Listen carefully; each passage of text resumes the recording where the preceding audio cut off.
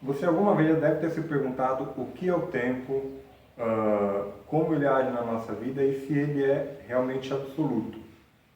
Eu vou gravar 2 vídeos falando sobre esse assunto, começando por esse. Então, já sabe, aperta o cinto, não esquece a caneca e vamos nessa.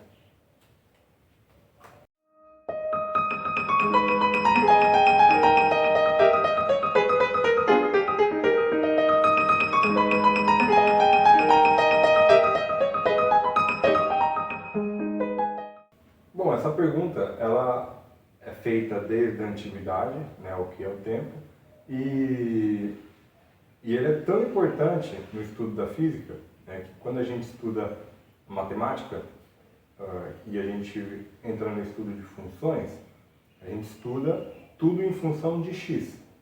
E na física o x é substituído pelo tempo, né? Então quando a gente está na física, o seu professor ele deve ter mostrado, provavelmente ele mostrou que o eixo x aqui a gente chama ele de tempo, né? Então para muitas coisas, né, pelo menos no começo ali, na parte de velocidade, de aceleração, tudo, a gente escreve tudo em função do tempo. As outras grandezas físicas, como corrente elétrica, vazão, tudo isso depende do tempo, né? A força, ela não depende do tempo, mas ela depende da aceleração e a aceleração depende do tempo. Então, é uma série você tem várias derivações das grandezas físicas que vêm lá do tempo. E aí, em 1905, Albert Einstein publicou a teoria da relatividade, né? E na teoria da relatividade, ele descreve o tempo como sendo uma dimensão, que é a chamada quarta dimensão. Tudo bem? E o que seria isso? Vamos imaginar. Então, agora, tudo bem, ó, a gente tem, no nosso mundo, a gente tem 3 dimensões espaciais. A gente tem o x, né, que pode ser a largura aí para você. A gente tem o y, que é a altura, né, e a gente tem o z, que é a profundidade. Então, x, y e z, 3 dimensões espaciais. E o tempo é a quarta dimensão. E aí vamos ver como que a gente vai representar isso no papel, tá? Ou no plano aqui na lousa.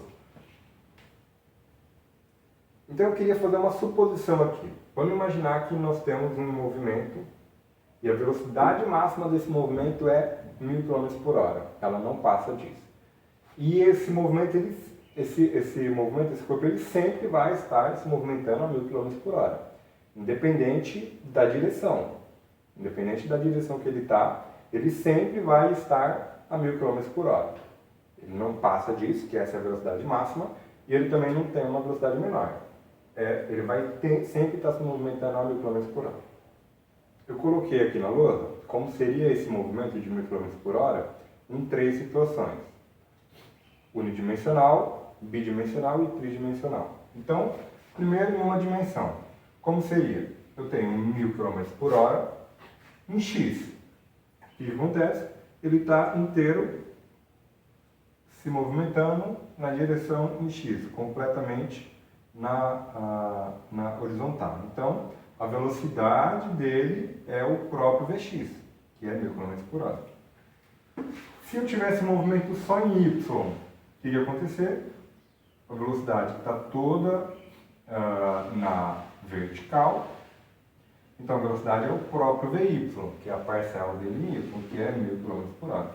E o Vz, né, saindo aqui do plano, tá, saindo do quadro, o V seria o próprio Vz, a parcela em z, que é 1000 km por hora. Mas aqui é meio óbvio, né? O que acontece? A gente começa a ver diferenças aqui quando chega na parte bidimensional. Bem, vamos lá. O que acontece quando a gente tem 2 dimensões, x e y? A velocidade, né, em 2 dimensões, ela vai depender das parcelas x e y. A resultante tem que ser 1000 km por hora, só que esses 1000 km por hora ele vai estar dividido em 2 parcelas, x e y. eu posso escrever uma velocidade bidimensional como sendo unidimensional, né? Ela pode estar em cima de um dos eixos. Por exemplo, nesse primeiro caso, a velocidade está inteira em cima do x. E aí como que eu escrevo?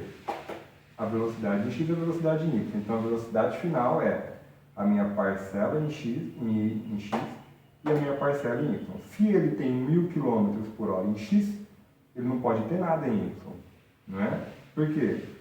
Porque quando a gente pega o módulo desse vetor velocidade, qual que é a ideia? É você tirar o teorema de Pitágoras disso daqui, né? Eleva esse ao quadrado, esse ao quadrado, mais esse ao quadrado. Então, se aqui já é 1000, quer dizer, se a resultante é 1000, e aqui já é 1000, aqui não pode ter nada, tem que ser zero. E aqui o que acontece? Essa parcela, essa velocidade aqui, ó, ela pode aumentando a inclinação. À medida que ela aumenta a inclinação, o que vai acontecer? A parcela em x vai diminuindo e a parcela em y vai aumentando, né? Eu coloquei aqui, então, vamos imaginar que ela tenha, que é essa velocidade nova aqui, ó. Ela tem aqui 900 km por hora em x, a parcela dela em y vai ser 436 km por hora, para que a resultante dela, né, a velocidade total aqui, continue sendo 1000. A ideia é fazer com que a velocidade continue sendo 1000. A velocidade máxima é 1000 km por hora, nunca passa dos 1000 km por hora. Mas a resultante, ela tem que ser 1000. Né? Mas que ele se move, por exemplo, aqui, ó, ele não está se movimentando em y, então o corpo está parado em y. Porém, ele está se movimentando em x. Aqui, ele tem uma certa velocidade em y, tem uma certa velocidade em x e a resultante continua sendo 1000. Aqui, o que acontece? Ele aumentou mais a parcela dele em y, diminuiu a parcela dele em x, a resultante continua sendo 1000. Para que aqui seja 1000, a parcela em x tem que ser 800, a parcela em y tem que ser 600. Aqui eu tenho 45 graus, que é a situação onde x é exatamente igual a y. Para que aqui seja 1000, a parcela em x tem que ser 707 e a y tem que ser 707. Isso aqui é arredondado, tá? Então o que acontece? Ele tem que estar se movimentando sempre a 1000, tá? A suposição é essa. Agora, tridimensional, né? Que é x, y e z, que é a profundidade, né? A largura, altura e profundidade. O que acontece? A mesma coisa. A velocidade em 3 dimensões ela vai depender da parcela em x, da parcela em y e da parcela em z. Tá? Então aqui eu tenho, né, um vetor, velocidade aqui. Esse vetor tem que ser 1000 km por hora. Né? Então o que acontece? Vamos imaginar que eu tenho uma parcela em x aqui de 500, uma parcela em y de 400. Essa parcela em z ela vai ser, se a gente tirar o módulo, né, se a gente pegar pelo módulo do vetor, o que a gente tem? Vz vai ser raiz de v quadrado menos vx quadrado menos vy quadrado. Por que isso? Tá? Porque para tirar o módulo de um vetor, o que a gente faz? Eleva ele ao quadrado e faz o quê? As parcelas, a soma das parcelas ao quadrado também. Tudo bem? Então, para descobrir esse valor, né, a gente faz o quê? Esse ao quadrado igual a esse ao quadrado, mais esse ao quadrado, mais esse ao quadrado. Para descobrir o y, eu passo esses dois para lá subtraindo, tá? Do jeito que está, e depois eu tiro a raiz disso tudo. Então eu tenho o valor de Vz, que nesse caso aqui vai ser 768. Então, essa velocidade aqui, a gente escreve ela como sendo 500 em x, 400 em y e 768 em z. Tá? Ela também pode, né, no tridimensional, ela também pode estar em uma única direção. Tá? O que acontece? Ele está parado em y, está parado em z e ele está se movimentando só em x.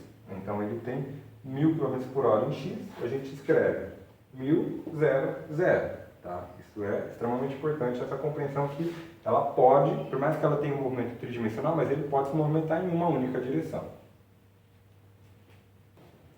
Bem, vindo então para a quarta dimensão, o que acontece?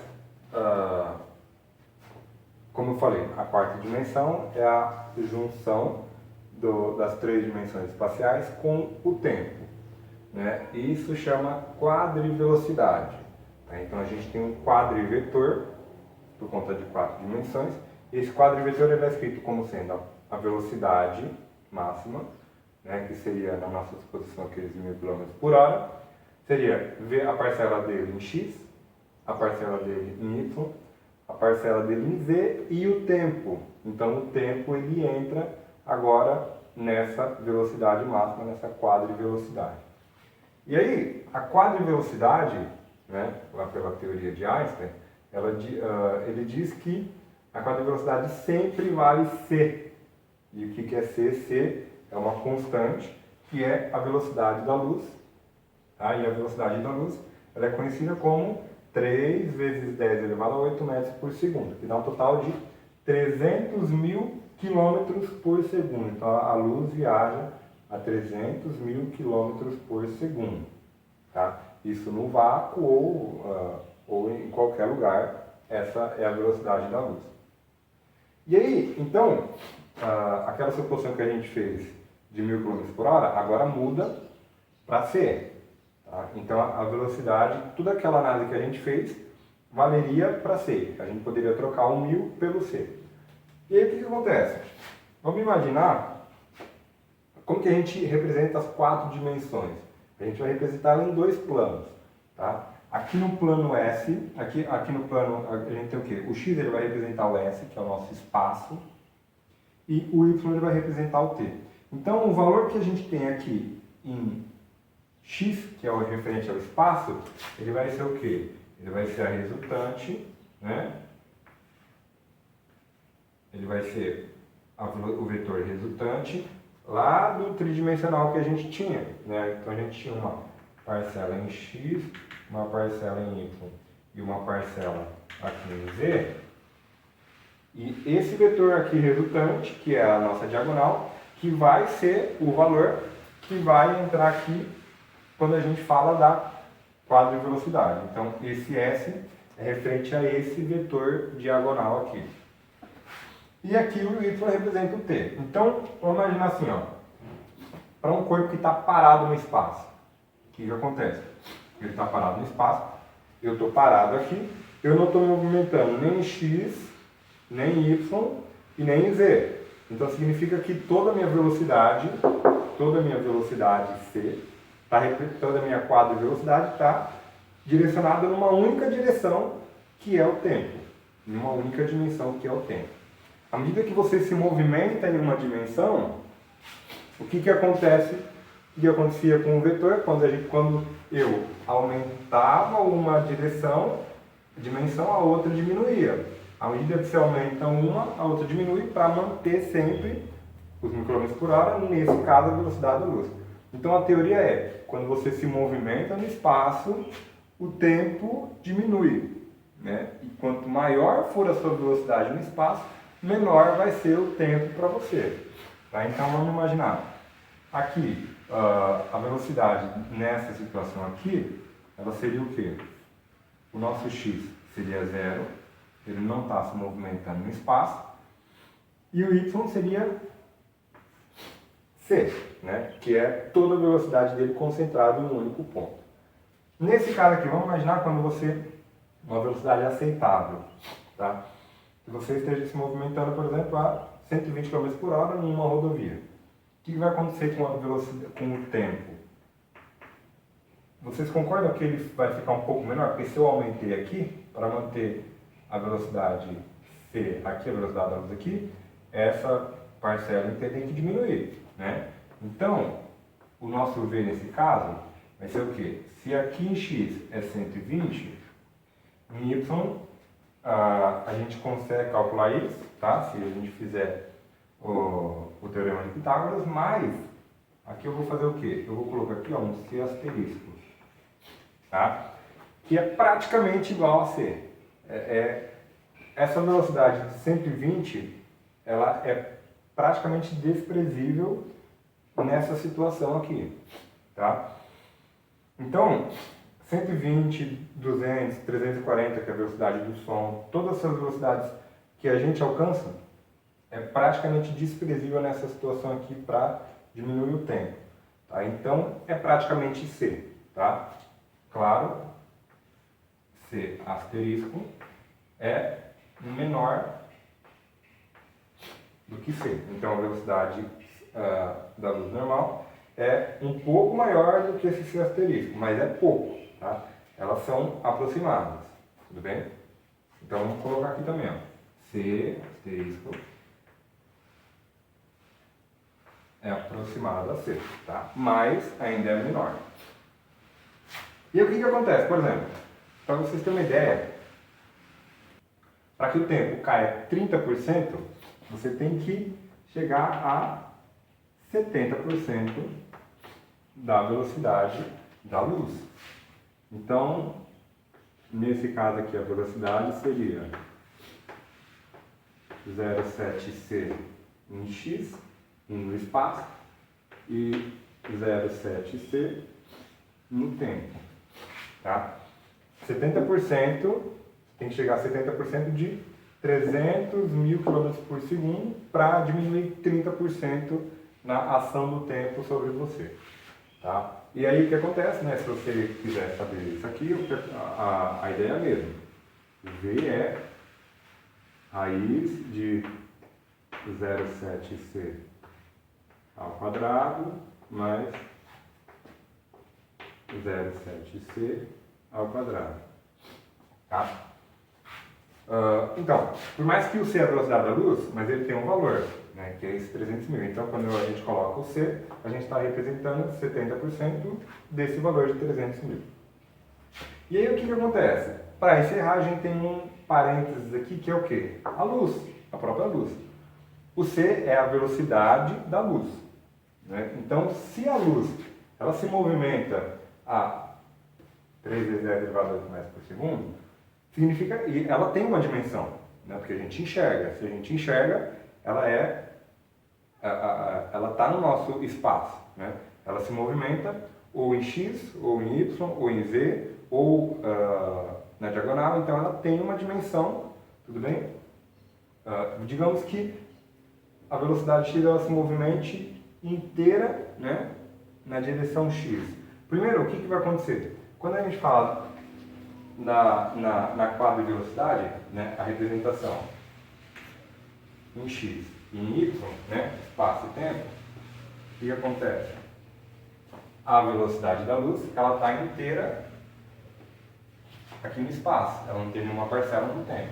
E aí, quando a gente fala na quadra de velocidade, né, se ela tem esse valor aqui em x, como que a gente vai representar isso daqui? Então, a velocidade da luz ela tem c em x, ela tem 0 em y, ela tem 0 em z, e ela tem 0 no tempo. Ou seja, a luz é a única coisa que não sofre a ação do tempo. Tá bem? Espero que tenha entendido o assunto, né? E obrigado por assistir. Tchau, obrigado.